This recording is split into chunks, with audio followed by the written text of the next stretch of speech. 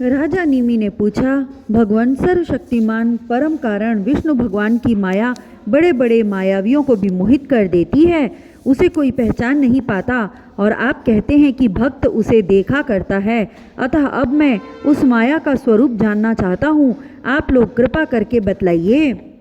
योगीश्वरों, मैं एक मृत्यु का शिकार मनुष्य हूँ। संसार के तरह तरह के तापों ने मुझे बहुत दिनों से तपा रखा है। आप लोग जो भगवत कथा रूप अमृत का पान करा रहे हैं, वह उन तापों को मिटाने की एकमात्र औषधि है। इसलिए मैं आप लोगों की इस वाणी का सेवन करते करते तृप्त नहीं होता। आप कृपया और कहिए। अब तीसरे योगीश्वर अंतरिक्ष जी ने कहा, राजन, भगवान की माया स्वरूपतः अनिवर्चनीय है, इसलिए उसके कार्यों के द्वारा ही उसका निरूपण होता है। आदि पुरुष परमात्मा जिस शक्ति से संपूर्ण भूतों के कारण बनते हैं और उनके विषय भोग तथा मोक्ष की सिद्धि के लिए अथवा अपने उपासकों की उत्कृष्ट सिद्धि के लिए स्वनिर्मित पंचभूतों के द्वारा नाना प्रकार के देव, मनुष्य आदि शरीरों की सृष्टि करते हैं, उसी को माया कहते हैं। इस प्रकार पंच महाभूतों के द्वारा बने हुए प्राणी शरीरों में उन्होंने अंतर्यामी रूप से प्रवेश किया और अपने को ही पहले एक मन के रूप में और इसके बाद 5 इंद्रिय तथा 5 कर्मेंद्रिय इन 10 रूपों में विभक्त कर दिया तथा उन्हीं के द्वारा विषयों का भोग कराने लगे। वह देहाभिमानी जीव अंतर्यामी के द्वारा प्रकाशित इंद्रियों के द्वारा विषयों का भोग करता है और इस पंचभूतों के द्वारा निर्मित शरीर को आत्मा अपना स्वरूप मानकर उसी में आसक्त हो जाता है। यह भगवान की माया है। अब वह कर्मेंद्रियों से सकाम कर्म करता है और उनके अनुसार शुभ कर्म का फल सुख और अशुभ कर्म का फल दुख भोग करने लगता है और शरीरधारी होकर इस संसार में भटकने लगता है। यह भगवान की माया है। इस प्रकार यह जीव ऐसी अनेक अमंगलमय कर्म गतियों को उनके फलों को प्राप्त होता है और महाभूतों के प्रलय पर्यंत विवश होकर जन्म के बाद मृत्यु और मृत्यु के बाद जन्म को प्राप्त होता रहता है। यह भगवान की माया है। जब पंच महाभूतों के प्रलय का समय आता है, तब अनादि और अनंत काल स्थूल तथा सूक्ष्म द्रव्य एवं गुण रूप इस समस्त व्यक्त सृष्टि को अव्यक्त की ओर उसके मूल कारण की ओर खींचता है। यह भगवान की माया है। उस समय पृथ्वी पर लगातार 100 वर्ष तक भयंकर सूखा पड़ता है, वर्षा बिल्कुल नहीं होती। प्रलय काल की शक्ति से सूर्य की उष्णता और भी बढ़ जाती है तथा वे तीनों लोकों को तपाने लगते हैं। यह भगवान की माया है। उस समय शेषनाग संकर्षण के मुंह से आग की प्रचंड लपटें निकलती हैं और वायु की प्रेरणा से वे लपटें पाताल लोक से जलाना आरंभ करती हैं और तथा और भी ऊंची ऊंची होकर चारों ओर फैल जाती हैं। यह भगवान की माया है। इसके बाद प्रलयकालीन सांवर्तक मेघगण हाथी की सूंड के समान मोटी मोटी धाराओं से 100 वर्ष तक बरसता रहता है। उससे यह विराट ब्रह्मांड जल में डूब जाता है। यह भगवान की माया है। राजन, उस समय जैसे बिना ईंधन के आग बुझ जाती है, वैसे ही विराट पुरुष ब्रह्मा अपने ब्रह्मांड शरीर को छोड़कर सूक्ष्म स्वरूप अव्यक्त में लीन हो जाते हैं। यह भगवान की माया है। वायु पृथ्वी की गंध खींच लेती है, जिससे वह जल के रूप में हो जाती है और जब वही वायु जल के रस को खींच लेती है, तब वह जल अपना कारण अग्नि बन जाता है। यह भगवान की माया है। जब अंधकार अग्नि का रूप छीन लेता है, तब वह अग्नि वायु में लीन हो जाती है और जब अवकाश रूप आकाश वायु की स्पर्श शक्ति छीन लेता है, तब वह आकाश में लीन हो जाता है। यह भगवान की माया है। राजन, तदनंतर काल रूप ईश्वर आकाश के शब्द गुण को हरण कर लेता है, जिससे वह तामस अहंकार में लीन हो जाता है। इंद्रियां और बुद्धि राजस अहंकार में लीन होती हैं। मन सात्विकी अहंकार से उत्पन्न देवताओं के साथ सात्विक अहंकार में प्रवेश कर जाता है तथा अपने 3 प्रकार के कार्यों के साथ अहंकार महत्तत्व में लीन हो जाता है। महत्तत्व प्रकृति में और प्रकृति ब्रह्म में लीन होती है। फिर इसी के उल्टे क्रम से सृष्टि होती है। यह भगवान की माया है। यह सृष्टि स्थित और संहार करने वाली त्रिगुणमयी माया है। इसका हमने आपसे वर्णन किया। अब आप और क्या सुनना चाहते हैं? राजा निमि ने पूछा, महर्षि जी, इस भगवान की माया को पार करना उन लोगों के लिए तो बहुत ही कठिन है जो अपने मन को वश में नहीं कर पाए हैं। अब आप कृपा करके यह बतलाइए कि जो लोग शरीर आदि में आत्मबुद्धि रखते हैं तथा जिनकी समझ मोटी है, वे भी अनायास ही इसे कैसे पार कर सकते हैं। अब चौथे योगीश्वर प्रबुद्ध जी बोले, राजन, स्त्री पुरुष संबंध आदि बंधनों में बंधे हुए सांसारी मनुष्य सुख की प्राप्ति और दुख की निवृत्ति के लिए बड़े बड़े कर्म करते रहते हैं। जो पुरुष माया के पार जाना चाहता है, उसको विचार करना चाहिए कि उनके कर्मों का फल किस प्रकार विपरीत हो जाता है। वे सुख के बदले दुख पाते हैं और दुख निवृत्ति के स्थान पर दिनों दिन दुख बढ़ता ही जाता है। एक धन को ही ले लो, इससे दिन पर दिन दुख बढ़ता ही है। इसको पाना भी कठिन है और यदि किसी प्रकार मिल भी जाए तो आत्मा के लिए तो यह मृत्यु स्वरूप ही है। जो इसकी उलझनों में पड़ जाता है वह अपने आप को भूल जाता है।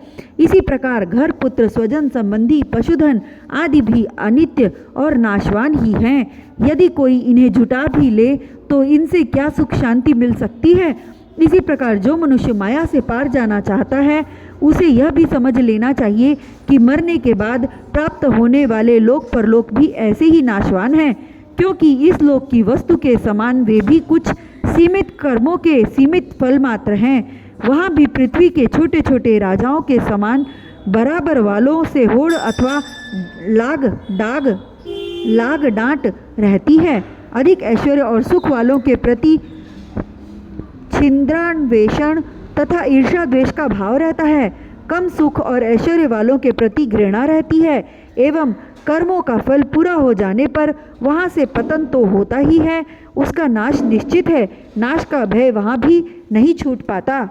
इसलिए जो परम कल्याण का जिज्ञासु हो उसे गुरुदेव की शरण लेनी चाहिए। गुरुदेव ऐसे हो जो शब्द ब्रह्म वेदों के पारदर्शी विद्वान हो, जिससे वे ठीक ठीक समझा सकें और साथ ही परब्रह्म में परिनिष्ठित तत्वज्ञानी भी हो, ताकि अपने अनुभव के द्वारा प्राप्त हुई रहस्य की बातों को बता सकें। उनका चित्त शांत हो, व्यवहार के प्रपंच में विशेष प्रवृत्त न हो। जिज्ञासु को चाहिए कि गुरु को ही अपना परम प्रियतम आत्मा और इष्ट देव माने, उनकी निष्कपट भाव से सेवा करे और उनके पास रहकर भगवत धर्म की भगवान को प्राप्त कराने वाले भक्ति भाव के साधनों की क्रियात्मक शिक्षा ग्रहण करे। इन्हीं साधनों से सर्वात्मा एवं भक्त को अपने आत्मा का दान देने वाले भगवान प्रसन्न होते हैं। पहले शरीर, संतान आदि में मन की अनासक्ति सीखें, फिर भगवान के भक्तों से प्रेम कैसे करना चाहिए यह सीखें। इसके पश्चात प्राणियों के प्रति यथा योग्य दया, मैत्री और विनय की निष्कपट भाव से शिक्षा ग्रहण करें। मिट्टी, जल आदि से ब्रह्मा शरीर की पवित्रता, छल कपट आदि के त्याग से भीतर की पवित्रता, अपने धर्म का अनुष्ठान, सहन शक्ति, मौन, स्वाध्याय, सरलता, ब्रह्मचर्य, अहिंसा तथा शीत उष्ण, सुख दुख आदि द्वंद्वों में हर्ष विषाद से रहित होना सीखें। सर्वत्र अर्थात समस्त देश, काल और वस्तुओं में चेतन रूप से आत्मा और नियंता रूप से ईश्वर को देखना, एकांत सेवन, यही मेरा घर है ऐसा भाव न रखना। गृहस्थ हो तो पवित्र वस्त्र पहनना और त्यागी हो तो फटे पुराने पवित्र चिथड़े जो कुछ प्रारब्ध के अनुसार मिल जाए उसी में संतोष करना सीखें। भगवान की प्राप्ति का मार्ग बतलाने वाले शास्त्रों में श्रद्धा और दूसरे किसी भी शास्त्र की निंदा न करना। प्राणायाम के द्वारा, मन का, मौन के द्वारा वाणी का और वासनाहीनता के अभ्यास से कर्मों का संयम करना, सत्य बोलना, इंद्रियों को अपने अपने गोलोकों में स्थिर रखना और मन को कहीं बाहर न जाने देना सीखें। राजन, भगवान की लीलाएं अद्भुत हैं, उनके जन्म, कर्म और गुण दिव्य हैं। उन्हीं का श्रवण, कीर्तन और ध्यान करना तथा शरीर से जितनी भी चेष्टाएं हों सब भगवान के लिए करना सीखें। यज्ञ, दान, तप अथवा जप, सदाचार का पालन और स्त्री, पुत्र, घर, अपना जीवन, प्राण तथा जो कुछ अपने को प्रिय लगता हो सब का सब भगवान के चरणों में निवेदन करना, उन्हें सौंप देना सीखें। जिन संत पुरुषों ने सच्चिदानंद स्वरूप भगवान श्री कृष्ण का अपने आत्मा और स्वामी के रूप में साक्षात्कार कर लिया हो, उनसे प्रेम और अस्थावर जंगम दोनों प्रकार के प्राणियों की सेवा, विशेष करके मनुष्यों में भी परोपकारी सज्जनों की और उनमें भी भगवत प्रेमी संतों की करना सीखें। भगवान के परम पावन यश के संबंध में ही एक दूसरे से बातचीत करना और इस प्रकार के साधकों का इकट्ठे होकर आपस में प्रेम करना, आपस में संतुष्ट रहना और प्रपंच से निवृत्त होकर आपस में ही आध्यात्मिक शांति का अनुभव करना सीखें। राजन, श्री कृष्ण राशि राशि पापों को एक एक क्षण में भस्म कर देते हैं। सब उन्हीं का स्मरण करें और एक दूसरे को स्मरण करावें। इस प्रकार साधन भक्ति का अनुष्ठान करते करते प्रेम भक्ति का उदय हो जाता है और वे प्रेमोद्रेक से पुलकित शरीर धारण करते हैं। उनके हृदय की बड़ी विलक्षण स्थिति होती है। कभी कभी वे इस प्रकार चिंतन करने लगते हैं कि अब तक भगवान नहीं मिले, क्या करूं, कहाँ जाऊं, किसे पूछूं, कौन मुझे उनकी प्राप्ति करावे। इस तरह सोचते सोचते वे रोने लगते हैं। तो कभी भगवान की लीला की स्फूर्ति हो जाने से ऐसा देखकर कि परम ऐश्वर्यशाली भगवान गोपियों के डर से छिपे हुए हैं, खिलखिलाकर हंसने लगते हैं। कभी कभी उनके प्रेम और दर्शन की अनुभूति से आनंद मग्न हो जाते हैं, तो कभी लोकातीत भाव में स्थित होकर भगवान के साथ बातचीत करने लगते हैं। कभी मानो उन्हें सुना रहे हों, इस प्रकार उनके गुणों का गान छेड़ देते हैं और कभी नाच नाच कर उन्हें रिझाने लगते हैं। कभी कभी उन्हें अपने पास न पाकर इधर उधर ढूंढने लगते हैं, तो कभी कभी उनसे एक होकर उनकी सन्निधि में स्थित होकर परम शांति का अनुभव करते हैं और चुप हो जाते हैं। राजन, जो इस प्रकार भगवत धर्मों की शिक्षा ग्रहण करता है उसे उनके द्वारा प्रेम भक्ति की प्राप्ति हो जाती है और वह भगवान नारायण के परायण होकर उस माया को अनायास ही पार कर जाता है जिसके पंजे से निकलना बहुत ही कठिन है। राजा निमि ने पूछा, महर्षियों, आप लोग परमात्मा का वास्तविक स्वरूप जानने वालों में श्रेष्ठ हैं, इसलिए मुझे यह बतलाइए कि जिस परब्रह्म परमात्मा का नारायण नाम से वर्णन किया जाता है उनका स्वरूप क्या है। अब पांचवें योगीश्वर पिप्पलायन जी ने कहा, राजन, जो इस संसार की उत्पत्ति, स्थिति और प्रलय का निमित्त कारण और उपादान कारण दोनों ही हैं, बनने वाले भी हैं और बनाने वाला भी, परंतु स्वयं कारण रहित है, जो स्वप्न, जागृत और सुषुप्ति अवस्थाओं में उनके एक साक्षी के रूप में विद्यमान रहता है और उनके अतिरिक्त समाधि में भी ज्यों का त्यों एक रस रहता है, जिसकी सत्ता से ही सत्तावान होकर शरीर, इंद्रिय, प्राण और अंतःकरण अपना अपना काम करने में समर्थ होते हैं, उसी परम सत्य वस्तु को आप नारायण समझिए। जैसे चिंगारियां न हो तो अग्नि को प्रकाशित ही कर सकती हैं, जैसे चिंगारियां न तो अग्नि को प्रकाशित ही कर सकती हैं और न जला ही सकती हैं, वैसे ही उस परम तत्व में, आत्मस्वरूप में न तो मन की गति है और न वाणी की, नेत्र उसे देख नहीं सकते और बुद्धि सोच नहीं सकती, प्राण और इंद्रियां तो उसके पास तक नहीं फटक पाती। नेति नेति इत्यादि श्रुतियों के शब्द भी वह यह है इस रूप में उसका वर्णन नहीं करते, बल्कि उसको बोध कराने वाले जितने भी साधन हैं उनका निषेध करके तात्पर्य रूप से अपना मूल निषेध का मूल लक्षित करा देते हैं। क्योंकि यदि निषेध के आधार की आत्मा की सत्ता न हो तो निषेध कौन कर रहा है, निषेध की वृत्ति किसमें है, इन प्रश्नों का कोई उत्तर ही न रहे। निषेध की ही सिद्धि न हो, जब सृष्टि नहीं थी तब केवल एक वही था।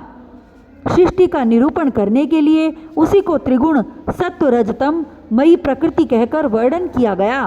फिर उसी को ज्ञान प्रधान होने से, महतत्व क्रिया प्रधान होने से, सूत्रात्मा और जीव की उपाधि होने से अहंकार के रूप में वर्णन किया गया। वास्तव में जितनी भी शक्तियां हैं, चाहे वे इंद्रियों के अधिष्ठात्र देवताओं के रूप में हो, चाहे इंद्रियों के उनके विषयों के अथवा विषयों के प्रकाश के रूप में हो, सब का सब वह ब्रह्म ही है। क्योंकि ब्रह्म की शक्ति अनंत है। कहाँ तक कहूँ, जो कुछ दृश्य अदृश्य कार्य कारण सत्य और असत्य है वह सब कुछ ब्रह्म है। इनसे परे जो कुछ है वह भी ब्रह्म ही है। वह ब्रह्म स्वरूप आत्मा न तो कभी जन्म लेता है और न मरता है, न वह न तो बढ़ता है और न घटता ही है। जितने भी परिवर्तनशील पदार्थ हैं, चाहे वे क्रिया, संकल्प और उनके अभाव के रूप में ही क्यों न हो, सबकी भूत, भविष्यत और वर्तमान सत्ता का वह साक्षी है। सब में है, देश, काल और वस्तु से अपरिच्छिन्न है, अविनाशी है। वह उपलब्धि करने वाला और उपलब्धि का विषय नहीं है, केवल उपलब्धि स्वरूप, ज्ञान स्वरूप है। जैसे प्राण तो एक ही रहता है, परंतु स्थान भेद से उसके अनेक नाम हो जाते हैं, वैसे ही ज्ञान एक होने पर भी इंद्रियों के सहयोग से उसमें अनेकता की कल्पना हो जाती है। जगत में 4 प्रकार के जीव होते हैं। अंडा फोड़कर पैदा होने वाले पक्षी, सांप आदि, नाल में बंधे पैदा होने वाले पशु मनुष्य, धरती फोड़कर निकलने वाले वृक्ष वनस्पति और पसीने से उत्पन्न होने वाले खटमल आदि। इन सभी जीव शरीरों में प्राण शक्ति जीव के पीछे लगी रहती है।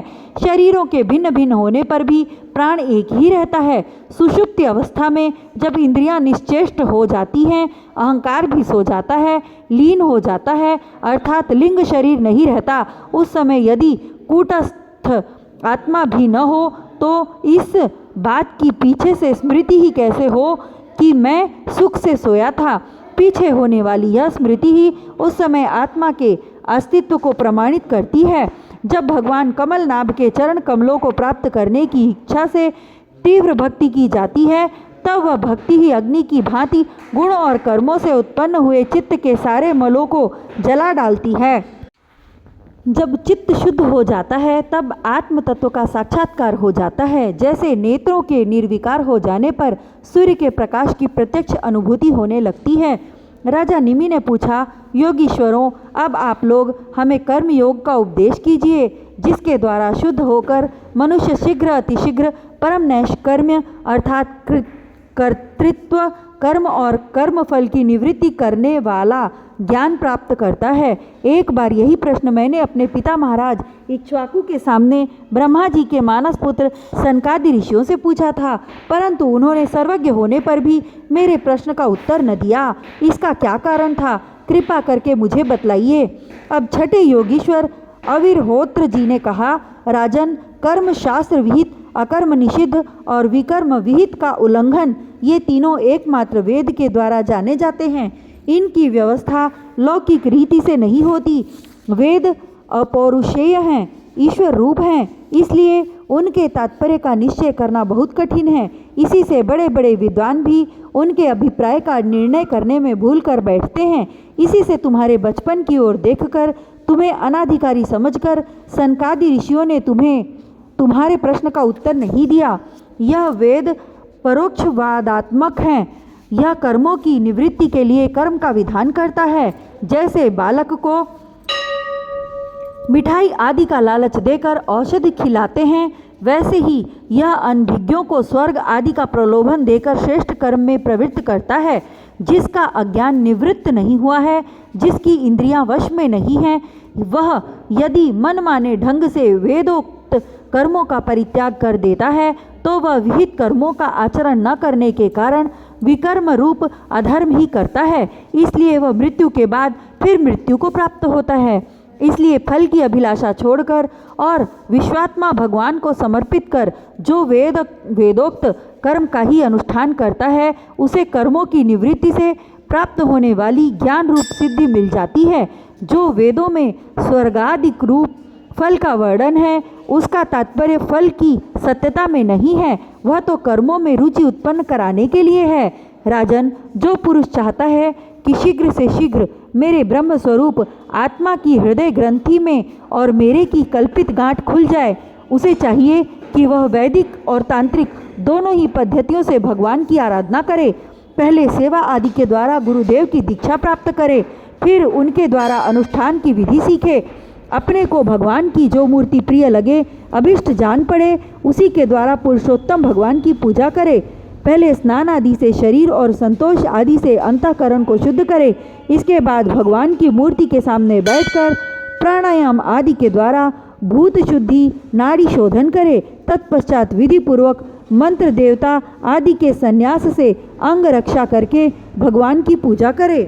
पहले पुष्प आदि पदार्थों का जंतु आदि निकालकर पृथ्वी को सम्मार्जन आदि से अपने को अव्यग्र होकर और भगवान की मूर्ति को पहले ही की पूजा के लगे हुए पदार्थों के छालन आदि से पूजा के योग्य बनाकर फिर आसन पर मंत्रोच्चार पूर्वक जल छिड़ककर पाद्य अर्ध आदि पात्रों को स्थापित करे। तदनंतर एकाग्रचित होकर हृदय में भगवान का ध्यान करके फिर उसे सामने की श्री मूर्ति में चिंतन करे। तदनंतर हृदय, सिर, शिखा, हृदयाय नमः, सिर से स्वाहा इत्यादि मंत्रों से न्यास करे और अपने इष्ट देव के मूल मंत्र के द्वारा देश काल आदि के अनुकूल प्राप्त पूजा सामग्री से प्रतिमा आदि में अथवा हृदय में भगवान की पूजा करे। अपने अपने उपास्य देव के विग्रह की हृदय आदि अंग आयुध आदि उपांग और पार्षदों सहित उसके मूल मंत्र द्वारा पाद्य अर्घ आचमन मधुपर्क स्नान वस्त्र आभूषण गंध पुष्प दधि अक्षत के तिलक माला धूप दीप और नैवेद्य आदि से विधिवत पूजा करे तथा फिर स्तोत्रों द्वारा स्तुति करके सपरिवार भगवान श्री हरि को नमस्कार करे। अपने आप को भगवान में ध्यान करते हुए ही भगवान की मूर्ति का पूजन करना चाहिए। निर्माल्य को अपने शरीर पर रखे और आदर के साथ भगवत विग्रह को यथास्थान स्थापित कर पूजा समाप्त करनी चाहिए। इस प्रकार जो पुरुष अग्नि सूर्य जल अतिथि और अपने हृदय में आत्मरूप श्रीहरि की पूजा करता है वह शीघ्र ही मुक्त हो जाता है।